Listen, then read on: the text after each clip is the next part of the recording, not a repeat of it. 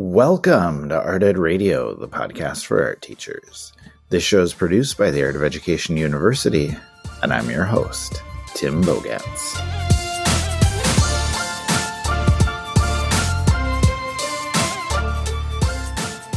I want to talk today about SisterMary Corita, also known as Corita Kent, who was a nun and an artist and a teacher and an activist.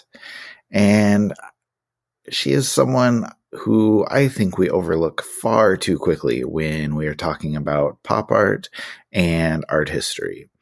You know, she inspired so many artists and so many teachers, and she had her 10 rules for learning and life, all of which has brought her great renown. If you're not familiar with her work, go look it up.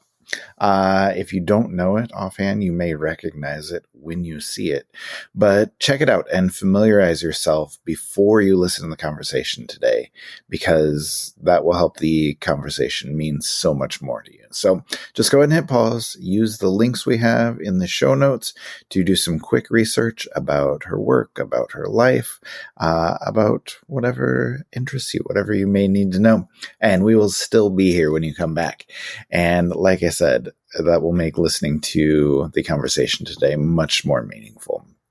But question is, why are we talking about Corita today? Well, because Nellie Scott is going to be my guest, and Nellie is the director of the Corita Art Center. And the Corita Art Center is in Los Angeles, and it exists to preserve the legacy of Corita Kent's artwork and her teachings and her passion for social justice. And Nellie is going to talk to me today about her role as director and also about Corita's life and work. Now, I'm also excited that this episode will air the week of Corita Day. So November 20th is Corita Day, a celebration of Corita's life and work and legacy. And it is a day that is recognized by Los Angeles and Los Angeles County. And it is the perfect opportunity for you, wherever you may be, to bring up Corita with your students. And so we will talk about all of the ways you can do that with Nellie, who I think is ready to go. So let me bring her on right now.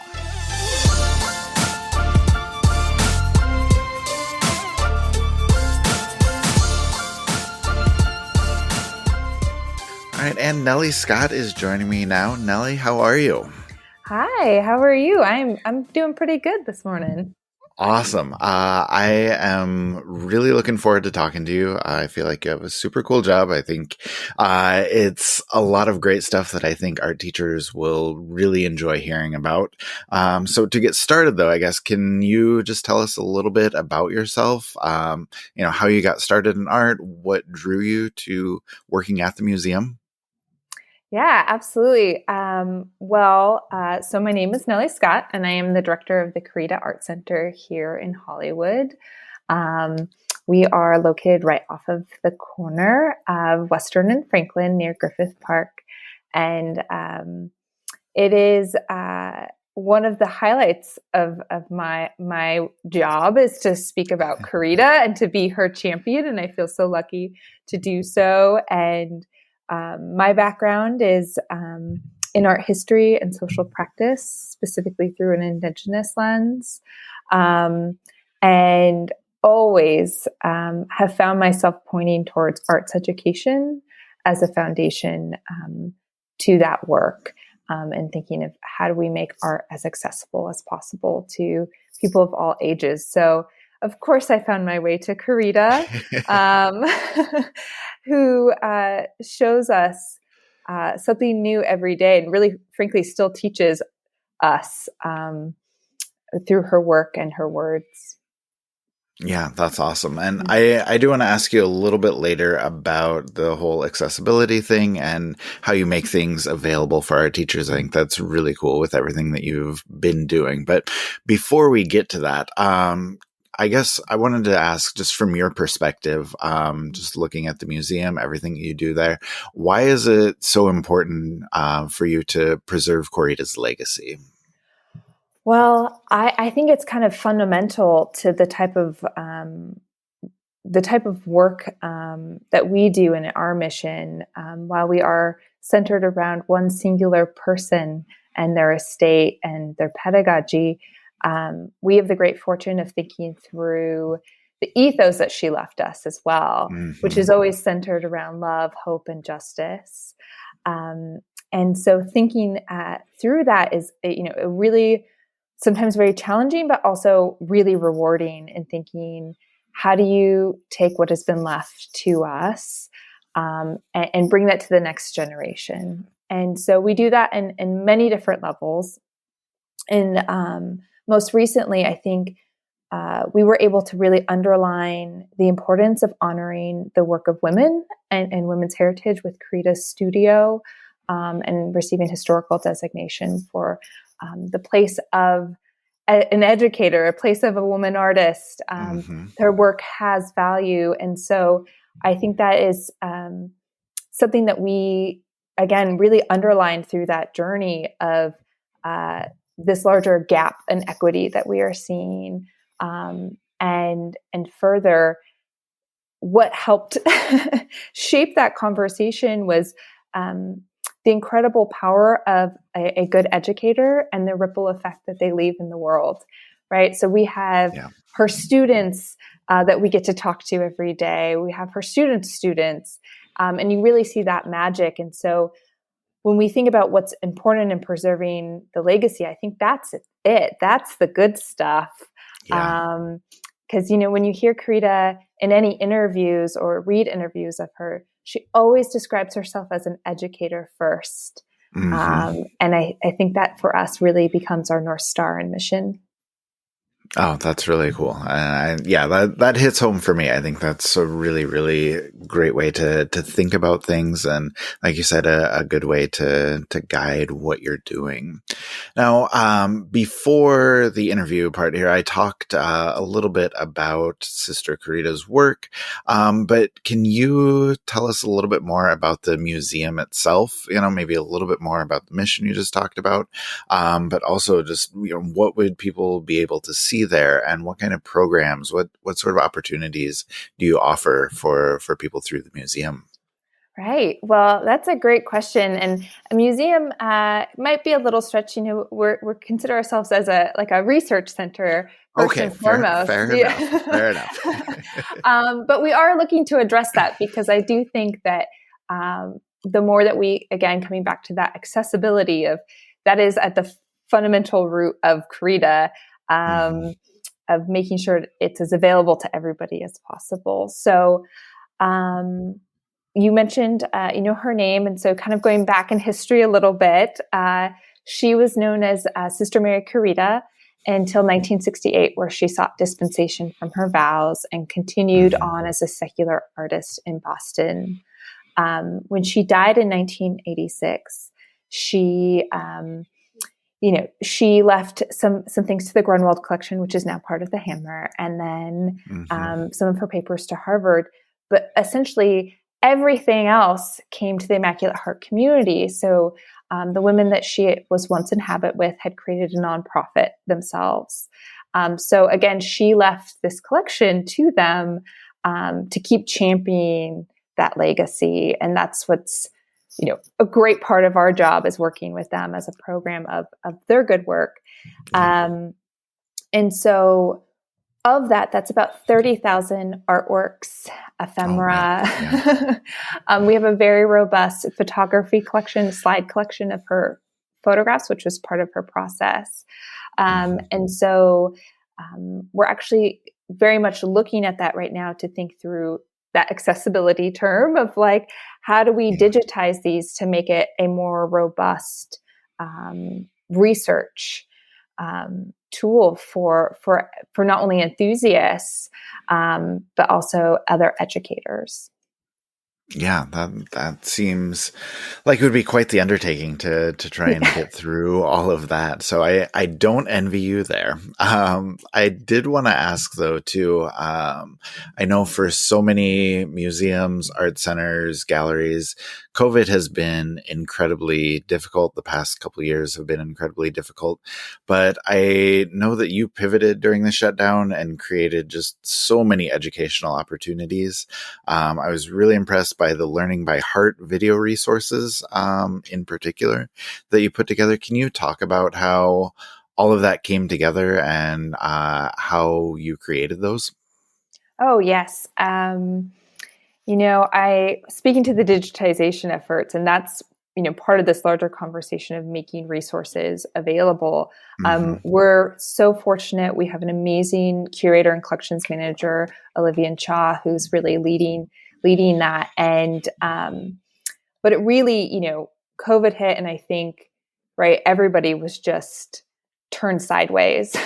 Yeah. Yeah. And we were, in the good fortune of having an existing grant that we said, okay, how do we turn this on its side and look at Mm-hmm. this from a different point of view? And we were able to create a really robust, as you said, video series and educational materials. But a lot of that was activated because we are part of a larger nonprofit network. So in Mm-hmm. speaking to our partners, it felt very urgent immediately. How do we get resources into the hands of children Yeah. who are greatly affected by this? And I'm sure your listeners know this very much No, for sure. firsthand of For sure. what's at the heart of this. And so some of the materials were just made as fast as we possibly could get them out. They would Right. require nothing more than a pencil so that they could be printed at food distribution sites. They could, we really activated over 80 nonprofit partners across the US to get these Wow. resources out. And again, going back to that amazing ripple effect of artist educators, if like when you support them, you can see the magic of how that affects so many more lives. And so Yeah. part of our mission at the Corita Art Center is really focused on art educators. And so that's what we did. We went to a lot of different amazing individuals and said, hey, do you want to help us share this? We, of course, had this wonderful resource in Learning by Heart, which was created with Jan Stewart, as well as Corita. And I have to share, I've never seen one of those books not well worn and well loved. Right. Right. It's always, the spine is holding together. And so we really are continuing along that path of how do we keep supporting artist educators during this really tough time to create more materials focusing on her pedagogy, but also those same ethos of, how are we talking about these issues? And when you look at her work, it's so rich to speaking to what we're going through right now. And I have to say, when Learning by Heart, I'm pretty sure she had to have written that in a pandemic because some of those exercises, they were very centric to like this idea of slow looking. How do you take in, a 1 square inch by 1 square inch through a viewfinder, which is a tool that she used to see the larger whole? What is your individual responsibility, again, to this greater whole? And exercises that don't require a lot of materials. So they felt very pandemic friendly. Right. And then further, as we were speaking to some of our nonprofit partners here locally, we wanted to address our different types of populations, different age groups, specifically looking at our houseless neighbors. And so we worked very closely with mental health professionals in developing what we call the PLORK book. Okay. Which is a term that's often used, PLORK, which is play and work. Okay. And as a mental health prompt and as a journal for creativity. And so we've been able to continue that, right? We have a buy one, give one now through our shop and that's really at the heart of what makes all of our hearts skip a beat, is when you see all of those layers come together, and be able to distribute not only supplies, but materials. So those are on our website, all free to download, all of those curriculum. And I will say, we are working on a more robust teacher resource offering to partner with those. And we're still going, Corita 101. This is just the start. That's awesome. Well, and I'll just say for everybody listening, I know Nellie said they're working on stuff, but what's there already is actually really incredible. Like, there are a lot of great resources on the website. So we'll make sure we link to that. So if you're interested in listening to this, and seeing what they have to offer, you can definitely find that pretty easily. And then I guess I wanted to ask you, Nellie, a little bit more about Corita's work. And I guess, you talked earlier about how it just kind of speaks to the moment still. And I guess my question for you is, like, why do you think her work resonates so many years later? And like, why are kids able today to see what she created and then just immediately connect with her work? I think this speaks to, or you spoke to it so beautifully, of like why people connect to it. And I think with Corita's work, you don't need an invitation to participate. And so that's a big part of the work that we do in looking at, not just the end product, which is the artwork, but it's also about the process, which you see when you talk to her students, when they're talking about these long walks that they would take throughout Hollywood to look for source materials, this act of, again, slow looking. And so I think what's so interesting about her work, from an art historical perspective, is she, is greatly informed by the 1960s and these various movements. But also, Vatican II was happening at that time.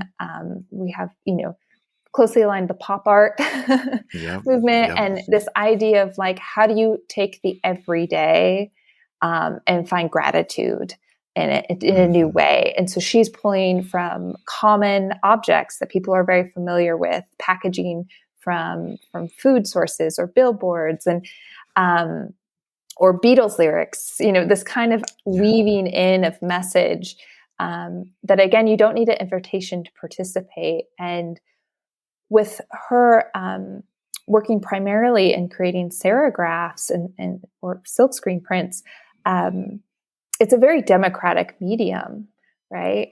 Not a lot of people have, marble or another type of source material at home, but paper it's something very fundamentally accessible. And I think that it just adds another layer to her work and her message. We recently exhibited her Heroes and Sheroes series at Andrew Krebs Gallery in New York. And it was the first time that all 29 works from that series were presented together in New York. And it was really spectacular to see them side by side and to walk through these works that really address issues that were happening in the 60s, and felt very relevant to today and the same conversations that we're having 50 years later. But there's a level of hope in them, this idea that hope is hard work and it's not just optimism. You have to show up and keep showing up to make hope happen. Yeah, that's really well said. Now, just one last thing before we go. I know you and I were talking about Corita's 10 rules and how those are something else that kind of resonates with art teachers. It's a question you get from art teachers a lot. So can you talk about what the 10 rules are and kind of, maybe how they can relate to what we're doing in art rooms? Yeah. Well, I have to say most people start with having a favorite rule that they're drawn to, or at least that day. So they're known as the Immaculate Heart College Art Department rules. And Corita was the head of the art department in 64 and onwards. And this was curated in collaboration with her students. So this was a larger conversation with her students of, what was a priority for her as a teacher, but also as them as a student. And so together they compiled these 10 rules. And again, everyone has a different rule that they're drawn to, but this larger idea at the very end that I really personally resonate with is that there should be new rules next week. So this idea of just remaining flexible in your practice, remaining joyful in your practice. Again, going back to that other term, plork, that play and work can be one. And that I think for many reasons, that could be probably why I imagine art educators and educators are really drawn to these 10 rules of, creativity can happen from many different levels. And I love the idea that, not to edit at the same time of making, right? Not to creating and analyzing their different processes. So sometimes you just really need to dive right in. And so we actually have that as a poster. And I have to say, it's one of the things that we get asked about more often than not. Oh, that's awesome. Cool. All right. Well, Nellie, thank you so much for the time today. You've given us a lot to think about, a lot to appreciate, and also some resources to maybe take back to the classroom, which I know everyone will appreciate. So thank you so much for all of that. Yeah. Wonderful. Thanks so much, Tim. Nellie talked about the power of a great educator, and Corita fits that description. She can be an inspiration for each one of us who are working with kids every day. And as we talked about in the intro and throughout the interview, there's so many resources available through the Corita Art Center website. So many great things that are there. So we will have links for all of that stuff. And you can enhance your understanding. You can learn more. You can find activities and lessons and videos that are worth sharing with your kids. There's so much out there. So if you want to explore, there's just a plethora of resources out there that are ready for you right now. And I think Nellie said it best when we're thinking about bringing Corita's artwork into the classroom. You don't need an invitation to participate in Corita's work. Her art and her message both still resonate in the classroom because those ideas of hope and love and justice are still incredibly relevant to the work that we're doing today in the art room. Nellie also mentioned Corita's rules, and I would encourage you to look up the 10, maybe even see if they're worth putting in your classroom. They're all great. I personally like Rule 7, and the full text of that one says, "The only rule is work. If you work, it will lead to something. It's the people who do all of the work all of the time who eventually catch on to things." Now, I hope that this conversation and these resources can serve as the impetus for you to find a place in your teaching for Corita. If her work and her message and her teachings inspire you, they're probably going to inspire your students as well.